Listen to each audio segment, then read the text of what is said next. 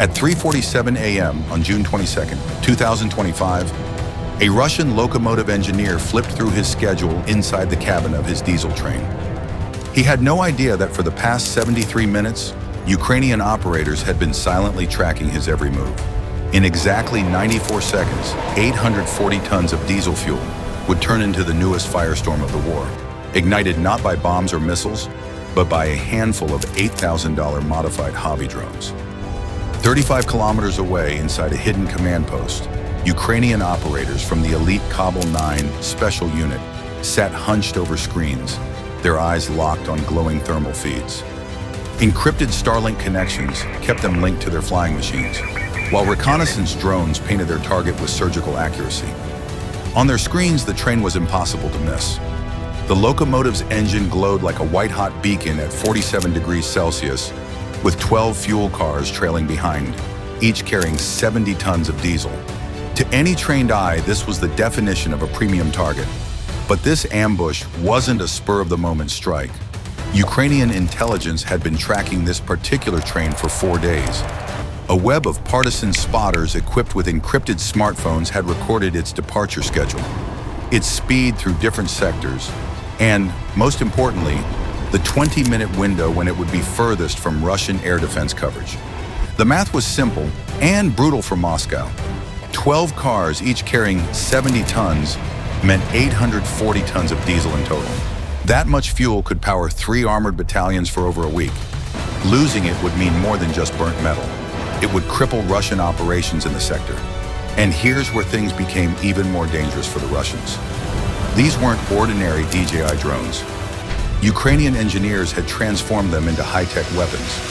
With experimental firmware, their cameras could zoom up to 56 times. Flight times stretched to 45 minutes. And, most importantly, they were equipped with frequency-hopping radios that shifted 1,500 times per second. In electronic warfare terms, that meant they were almost impossible to jam. Each attack drone carried a deadly gift, a PG-7V L-shaped charge warhead weighing 2.6 kilograms. Originally designed to punch through half a meter of tank armor against a thin-walled fuel car, it was overkill. Imagine smashing an egg with a sledgehammer. That's the level of devastation these drones promised. The train rolled calmly at 45 kilometers per hour through occupied territory. To the engineer, it was just another night shift. But to the Ukrainian operators, the countdown had already begun. At 3:48, as the first strike drone raced in for its attack run, the electronic battlefield suddenly changed. Russian operators switched on their LER-3 electronic warfare system. Mounted on a truck, the device blasted jamming signals across a 30-kilometer radius, trying to blind and disrupt any incoming drones. Civilian phones in nearby villages instantly went dark. First came broadband jamming, flooding every frequency at once.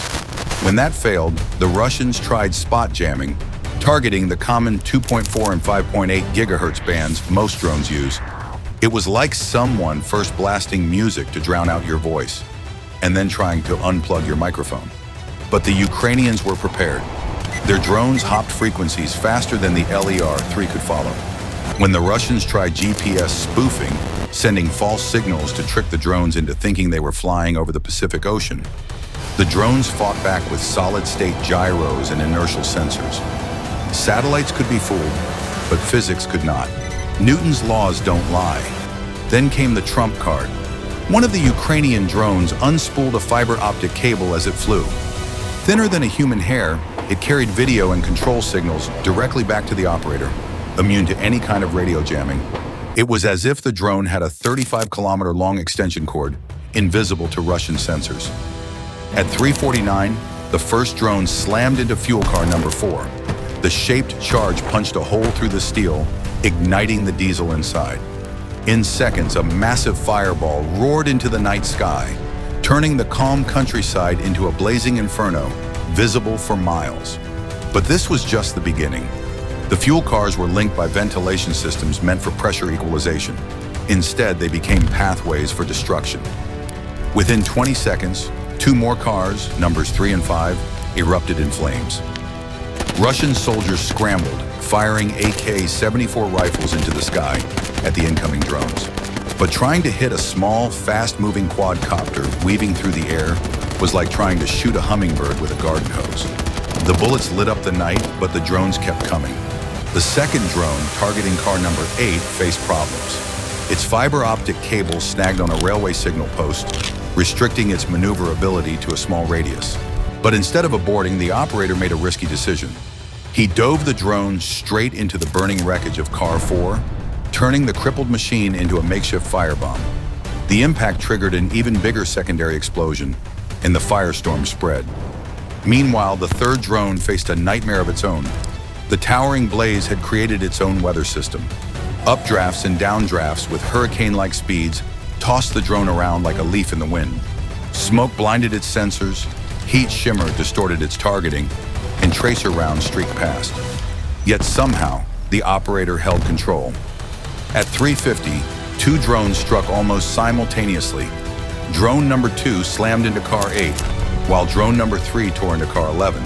Their explosions merged, amplifying each other into one enormous detonation that shook the ground like an earthquake. By now, the fire burned so hot, over 1,200 degrees Celsius, that even the steel rails beneath the train began to warp and buckle. The railway itself was being destroyed, twisted into molten sculptures by heat 3 times greater than it was ever designed to withstand. The last remaining drone, flying with barely 8% battery left, lined up on the locomotive. The operator had seconds to act. Missing meant wasting months of preparation. With perfect aim, the shaped charge punched straight through the engine block, killing the heart of the train. The math of destruction was staggering.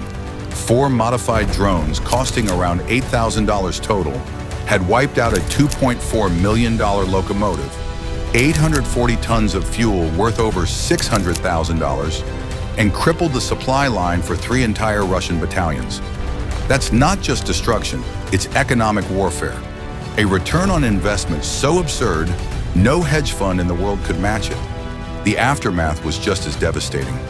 With the train destroyed, fires raging across multiple cars, and the railway infrastructure melted into uselessness, supply disruptions rippled across the front lines. Tanks sat idle, convoys stalled, and Russian commanders were forced to scramble for alternatives. For Ukraine, this wasn't just a tactical win. It was a demonstration of how low-cost innovation could outsmart and overpower expensive Russian systems. It showed that in modern war, brains can beat budgets, and creativity can turn small tools into massive weapons. And for the Russian soldiers on the ground, staring at a blazing inferno that used to be their fuel supply, the message was unmistakable. No target is safe, no matter how deep inside occupied territory it seems. So what happens next? Russia will likely tighten security around its railways, move more electronic warfare systems into the field, and try new ways to defend against drone attacks. But Ukraine has already proven one thing. For every new defense, they'll find a new way around it. This was more than just an explosion on the tracks. It was a symbol of how the future of warfare is changing. Cheap drones, clever engineering, and sharp minds are rewriting the rules. And that is exactly why this one train strike could echo far beyond the battlefield. Thank you for staying with me through this intense breakdown of one of the most dramatic drone strikes yet. If you found this video eye-opening, don't forget to hit that like button and subscribe for more deep dives into the turning points of modern conflict. Until next time, stay safe, stay curious,